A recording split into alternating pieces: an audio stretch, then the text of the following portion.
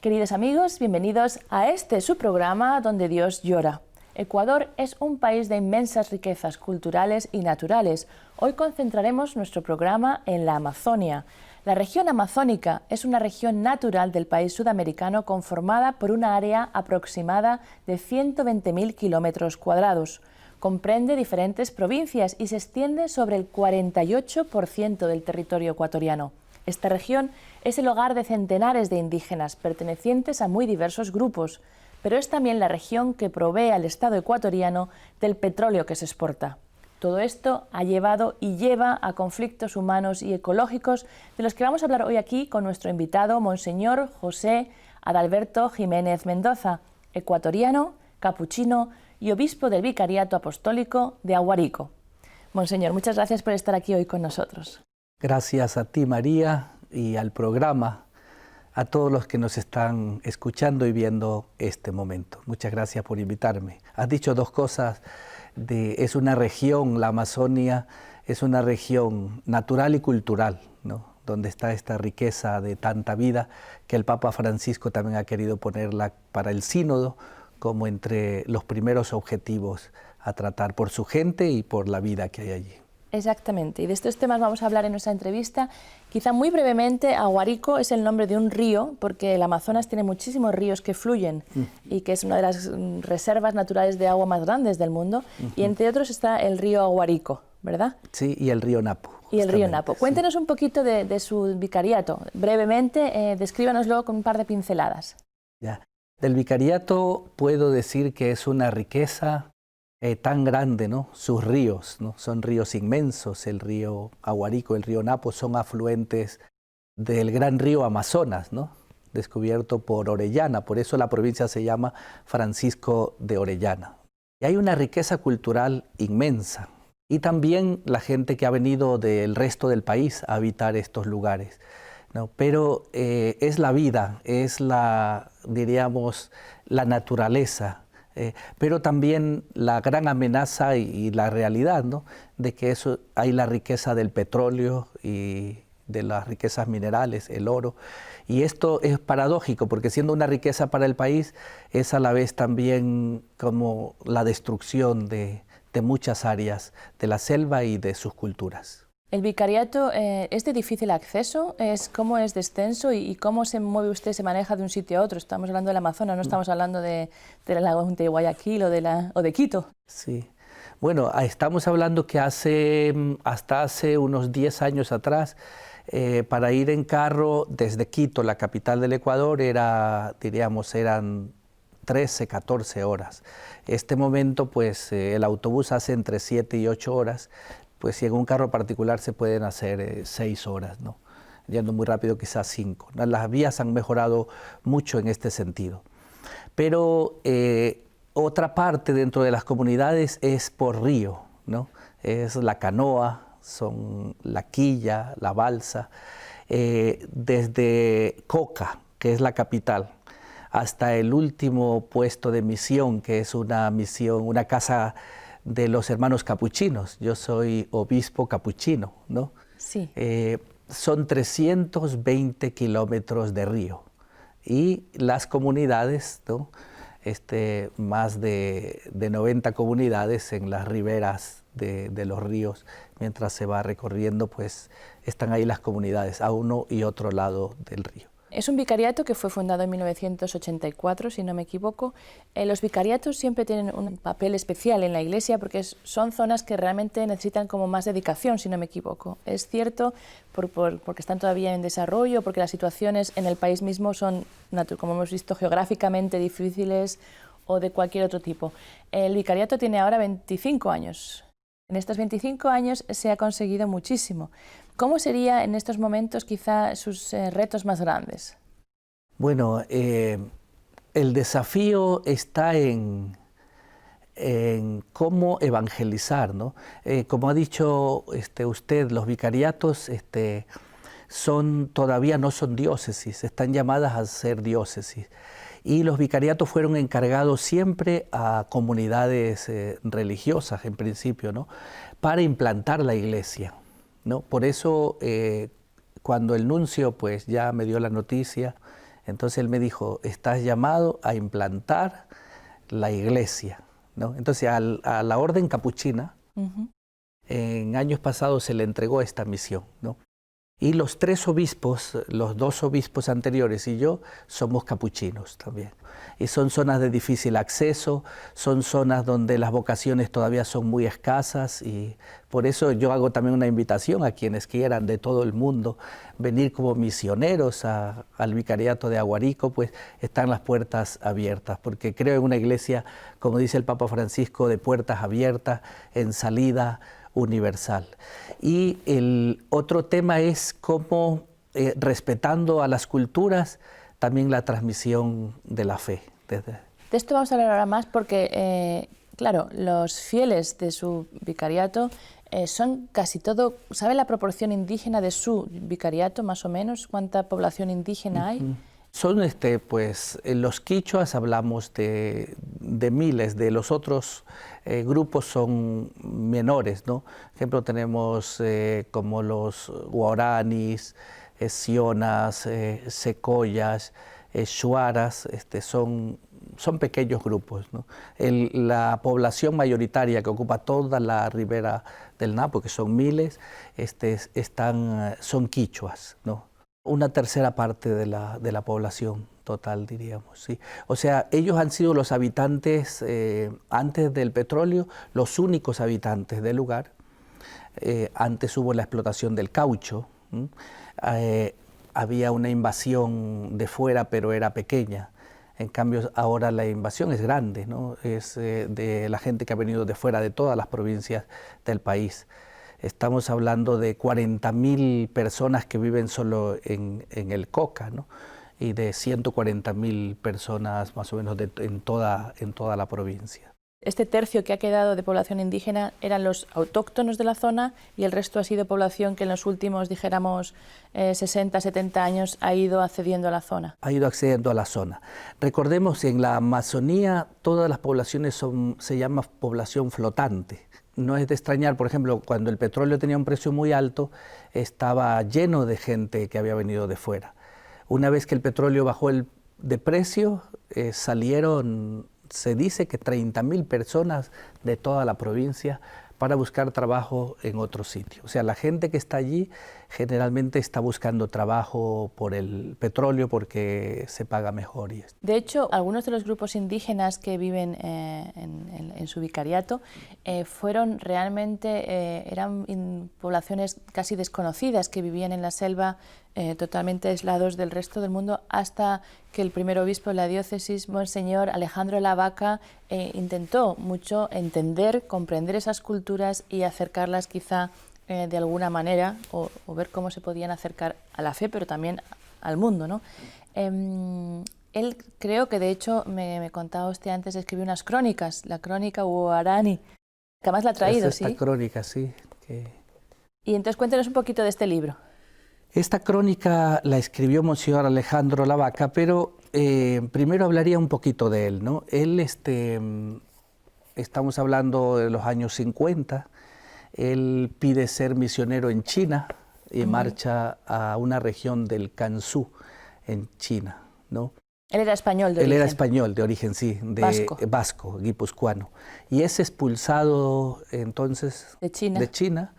Y entonces, una vez que está en España, él quiere seguir con su vocación misionera y pide ir a Ecuador. Y de hecho llega a Quito y luego a Guayaquil, por decir, a las 2 ciudades principales del país como capuchino. Pero cuando va al oriente, diríamos, le atrapa, diríamos, vocacionalmente, vitalmente. Y curiosamente a la selva se le ha llamado muchas veces el infierno verde, así se lo llamaba. Y él lo denomina, y lo dirá en la crónica, el paraíso verde. ¿No? Ya hace ese cambio, ¿no? de lo que él siente. Recordemos que usted es española y sabe lo que sufrió el pueblo también vasco, ¿no? Como minoría, ¿no? En otras épocas. Y entonces él se siente tan identificado con las minorías de la selva, con las minorías amenazadas de muerte, y entre ellos con los guaraní. Y se acerca a una de estas tribus donde es adoptado. A mí me gustaría leer un pequeño fragmento donde él es adoptado cuando es adoptado por la tribu, ¿no? Dice lo siguiente: me levanté inundado de una gran alegría, tal como estaba en paños menores, me adelanté hasta el jefe de la familia Inigua y Pagua, su señora. Junto a mí se hallaba ya el hijo mayor, con las palabras padre, madre, hermanas, familia. Me esforcé en explicarles que ellos desde ahora constituían mis padres, hermanos, que todos éramos una sola familia. Me arrodillé ante Inigua y él puso sus manos sobre mi cabeza, frotando fuertemente mis cabellos, indicándome que había comprendido el significado del acto. Hice otro tanto ante Pagua llamándole Butobara, mi madre. Ella, posesionada de su papel de madre, me hizo una larga camachina. La camachina es aconsejarle a una persona, dándome consejos. Luego puso sus manos sobre mi cabeza y frotó con fuerza mis cabellos. Cuando llegaban otras familias, noté que Inigua les describía lo sucedido y volvían a preguntarme los nombres de mis padres y hermanos. Monseñor, esto usted que nos ha leído es muy impresionante, pero yo creo que hay que ponerlo un poco en un contexto que si no para nosotros los que estamos fuera es muy difícil de entender, porque esto es como quizá un hecho en una sociedad que menosprecia a los indígenas. Estamos hablando de los años 80, además, que hoy en día sigue siendo un grave problema, porque el Santo Padre justo hace un sínodo donde el tema también es cómo apreciar la cultura indígena. Hay muchos sitios que todavía está excluida, menospreciada. Pero en este contexto de los años 80, donde además toda la parte petrolera que estaba intentando acceder a los bienes y a los recursos naturales, explotando y matando, de hecho, a estas poblaciones, el obispo quiere hacerles parte de la familia de la humanidad y él mismo es el primero que va allí a demostrar que somos todos hijos de Dios y somos una familia. ¿Nos podría explicar un poquito, esto es como dicen, el punto culminante de toda una historia que el obispo va trabajando, ¿no? Monseñor Alejandro Lavaca es un mártir, diríamos, lo digo todavía entre comillas porque no está en su causa en camino, pero él, diríamos, él muere, ¿no?, martirizado por las lanzas de una tribu. Pero este primer grupo con el que él se contacta es un grupo que él logra, él es adoptado, él es parte de esta familia, no le mata a este grupo, no, ni tampoco le matan por odio a él. ¿No? Al final a él le confunden por decir, con un petrolero y también es presionado por el gobierno para entrar, ¿no? Pero Alejandro ve a los indígenas, como ha dicho el Papa, son los más despreciados porque están en peligro de extinción.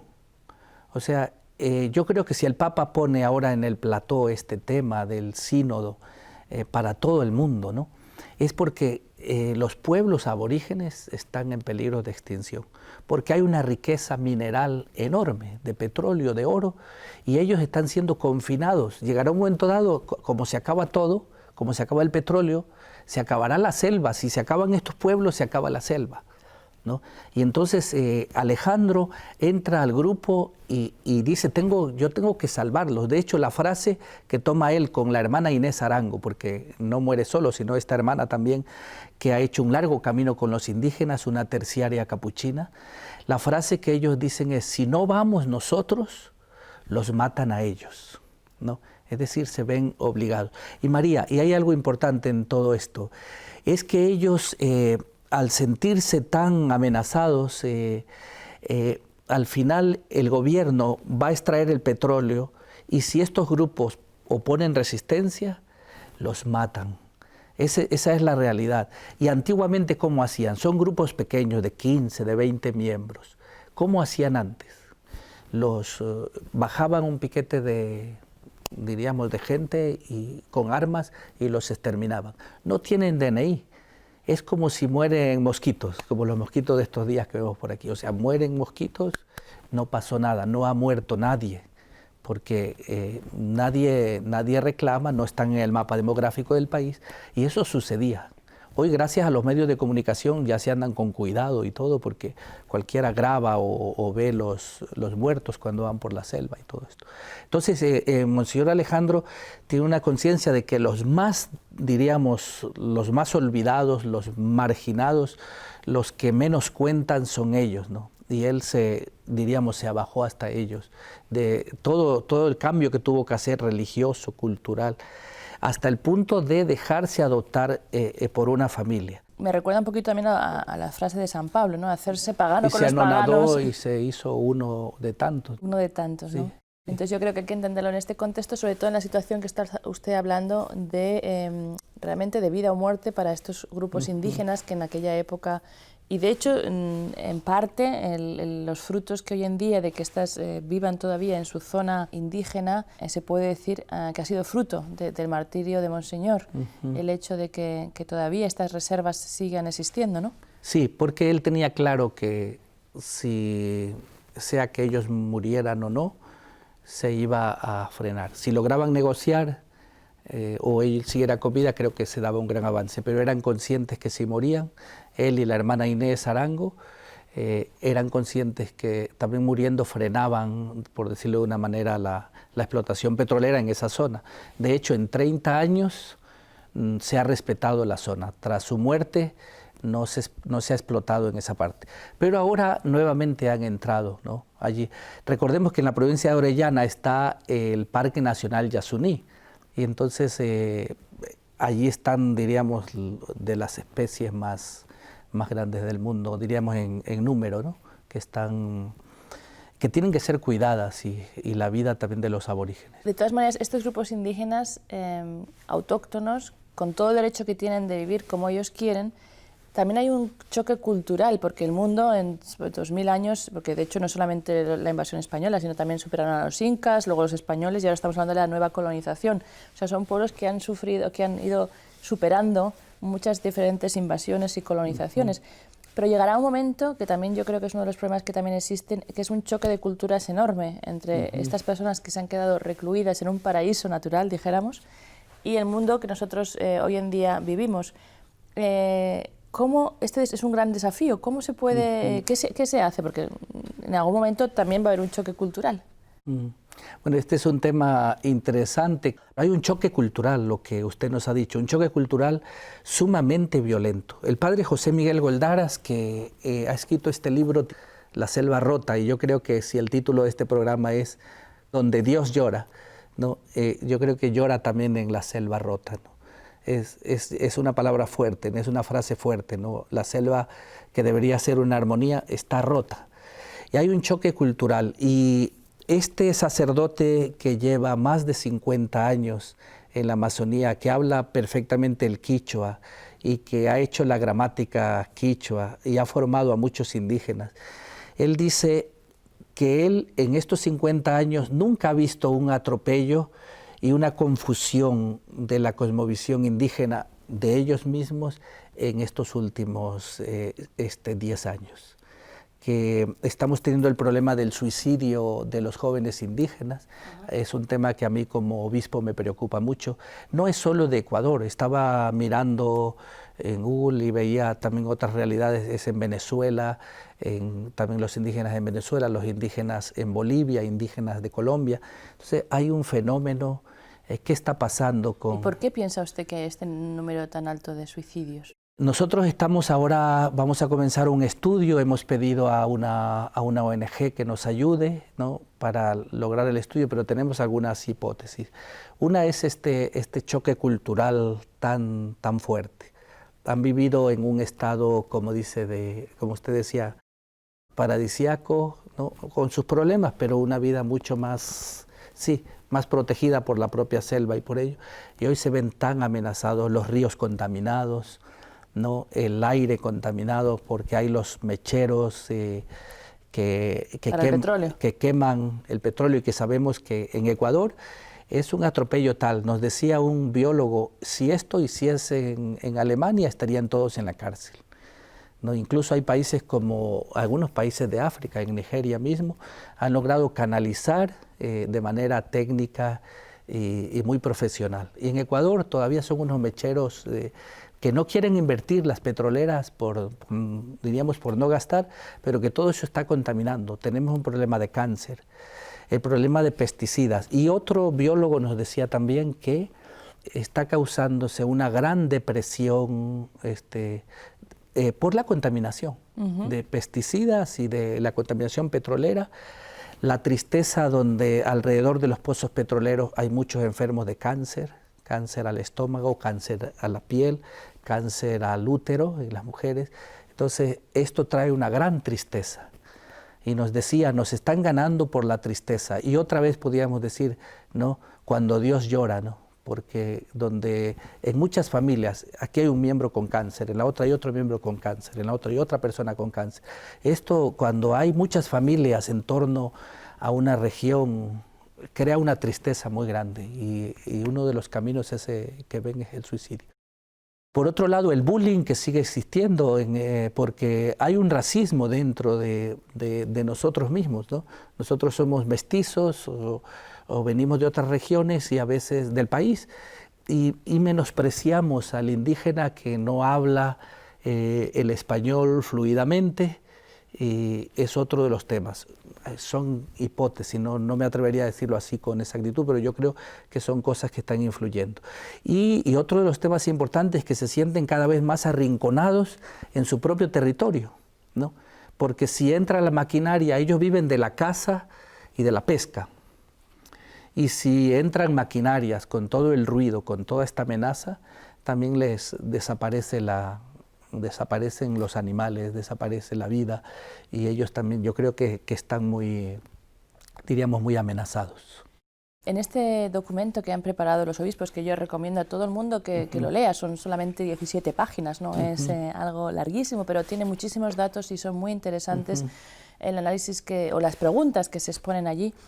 Se dice que de 70% a 80% de las poblaciones indígenas ya están localizadas o se han mudado, han ido a zonas urbanas. Esto, me imagino que será también uno de los graves problemas de asimilación y de choque cultural, me imagino, ¿no? Sí, porque lamentablemente los males occidentales que tenemos los colonos, los mestizos, los indígenas también los adoptan. Por ejemplo, los guaraní, diríamos, no conocían el alcohol, pero ahora ya hay estos jóvenes que vienen ya a la ciudad y ya trabajan en las compañías, aprenden el alcoholismo, se hacen alcohólicos, algunos de ellos aprenden también a fumar la droga. Es una zona también, estas zonas son zonas de narcotráfico, son zonas de paso. Ecuador está dolarizado, entonces es un lugar apetecible y zonas, como son zonas poco controladas, muchas veces aprovechan todo esto. Y el indígena también es una víctima diríamos, de todos estos males, la droga, el alcohol, la corrupción, el maltrato. Sí, entonces es una población que hoy amerita ser atendida y de hecho las fuerzas que tenemos son pocas, ¿no?, como misioneros, ¿no? Entonces yo creo que ahí es una invitación que hago también a este programa para que vayan misioneros laicos y misioneros también consagrados a entregar su vida a esta misión que es un reto maravilloso. Ante todos estos retos y todos estos desafíos, una de las preguntas claves es ¿qué se puede hacer y qué puede hacer la Iglesia a este nivel más global? El Amazonas, creo que son 9 países que están colindando o que tienen parte del Amazonas. Pero ¿cuáles serían quizá en estos momentos su plan pastoral en lo pequeño y en lo grande? Sí, bueno, el título que escogí en mi lema episcopal es para que todos tengan vida, ¿sí? Entonces yo observando la naturaleza digo la variedad de vida, de plantas, ¿no?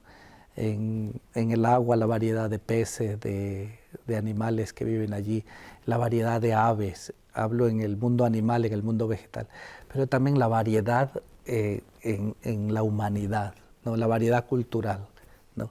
Y allí existimos mucha gente desde las culturas indígenas, también las diferentes culturas de Ecuador, ¿no?, y la cultura mestiza, de la que yo formo parte, es decir, todos somos parte de esta vida y todos nos tenemos que cuidar, ¿no?